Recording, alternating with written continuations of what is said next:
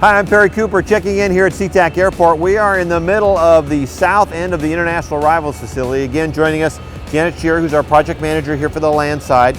Let's talk a little bit about this space of where we're at here. We're on the international mezzanine level of the facility.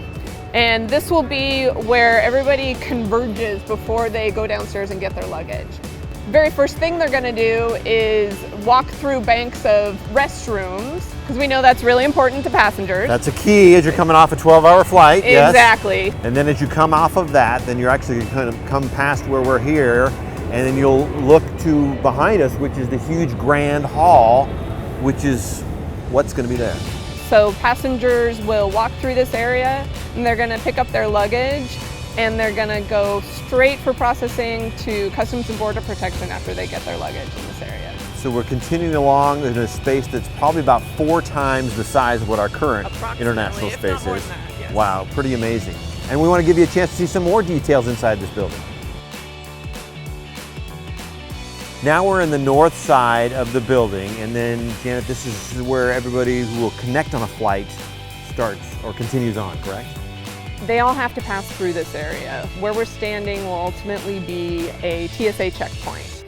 So passengers will be processed by Customs and Border Protection, then they'll walk down here, go through the TSA checkpoint, and they will exit right onto Concourse A and be on their way to their next flight. And the next thing that's interesting here that we brought everybody in for is to see all this material actually goes to a specific purpose, and that's the floors.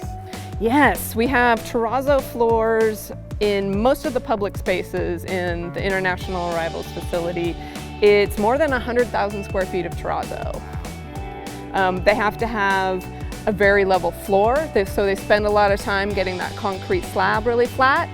And then they actually pour the terrazzo mix. And it consists of a terrazzo matrix and aggregate that goes inside of it, which is what you see here in this pile behind us. It gets all mixed up, poured kind of similar to how concrete gets poured.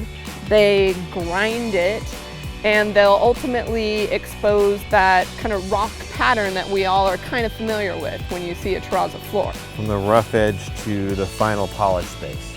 Once they get finished with it, it'll be extremely flat, very shiny, and you'll see the local stone that we selected for our terrazzo aggregate pop out. So it's all from local areas around here, which is something that was really important to us for the space. Great to hear. And then of course we've got a little bit more to show you, which is actually directly below us.